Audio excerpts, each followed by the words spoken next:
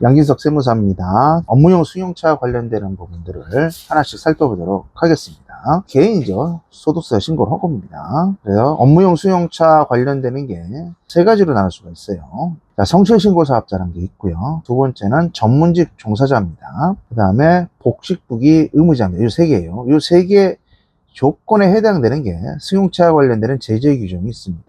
그 다음에 참고로 개인이 아니고 법인입니다. 법인일 때는 복식부기 의무자죠. 무조건 법인은. 그 다음에 여기에 해당되는 차량을 좀 보면 관리 대상 차량이죠. 개인으로 봤을 때 전문직 종사자, 성실신고사업자, 복식부기 의무자는 기본적으로 매입세 공제받은 차량은 관리 대상이 아닙니다. 이게 이제 첫 번째 핵심이에요. 모두 관리하는 게 아닙니다. 개별 소비세 과세 대상 자동차는 관리 대상이 된다는 얘기예요. 승용차에 관해서. 달리 말하면 개별 소비세 과세 대상이 아닌 차량은 법인이 됐든 개인이 됐든 뭐예요? 비용 처리하고 감가상각만 하고요. 전혀 제재가 없습니다. 그래서 여기서 일단 전제 조건이 뭐예요? 개별 소비세 과세 대상 자동차인 자가, 그 다음에 임차입니다. 임차가 렌트도 있고 리스도 있습니다. 운용 리스. 요거를 포함해서 관리 대상이 된다는 거 보시면 되고요. 그래서 이제 관리가 돼버리면 어떻게 해서 이제 비용 처리를 하느냐. 개인 사업자 위주로 설명을 드릴게요. 기본적으로 한 대까지는 문제가 될 게 크게 없습니다. 한 대 쓴 관련 비용 있겠죠. 뭐 기름값이라든가 보험료라든가 뭐 감가상각비.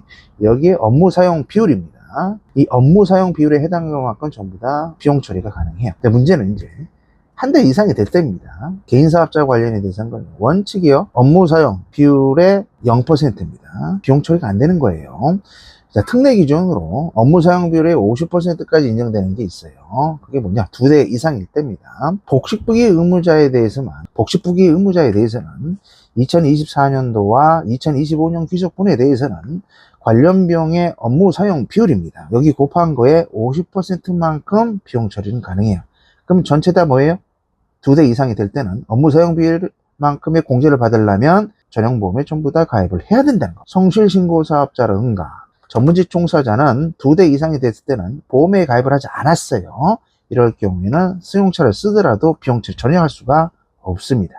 그래서 전문직 종사라든가 성실신고 대상 사업자는 2대 이상 전부 다 임직원 보험에 법인처럼 가입을 하셔야 된다는 거 조심하시고요. 업무 보험에 가입을 해서 업무용 승용차로 비용 처리를 하는데 올해 5월달에 종합소득 신고할 때 반드시 제출할 서류가 있어요. 이게 뭐냐? 업무용 승용차 관리비용 명세서라는 게 있습니다. 그 명세서를 5월달에 신고하지 않았어요. 그러면 내가 비용 처리했던 관련 비용의 1%만큼 가산세를 정을 합니다.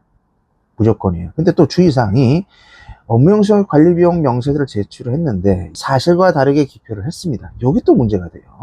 사실과 다르게 기표를 하더라도 사실과 다른 금액의 1%만큼 해서 적용이 된다는 얘기예요. 그 다음에 차이점 주의사항으로 여러분들 이륜차 있죠? 이륜차입니다. 이륜차 같은 경우에도 오토바이라고 합니다. 이것도 관리 대상이 되고 있습니다. 이륜차도. 이륜차 관리 대상이 됩니다. 이것도 똑같이 비용 처리를 하려면요. 복식부기 의무자가 됐던 법인이 됐던 요건을 충족을 해야 돼요.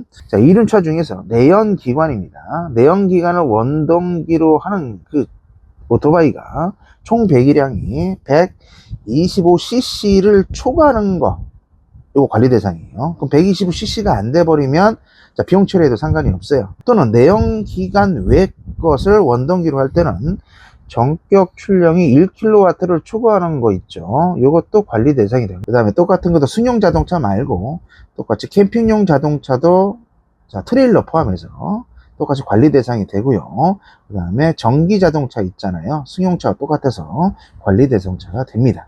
근데 단 승용차와 관련에 대해서 우리가 개별 소비세 과세 대상이 아닌 관리 대상이 안 되잖아요. 그게 소형 승용층이 뭐가 있냐면 8인승 이하에 배기량 1000cc 이하, 그 다음에 길이가 3.6m 이하에 폭이 1.6m 이하는 개소세를 안 냅니다. 그렇기 때문에 얘도 관리 대상 승용차, 즉 업무용 승용차에 해당되지 않습니다. 이 요건이 전기 자동차에도 똑같이 적용되고 있습니다.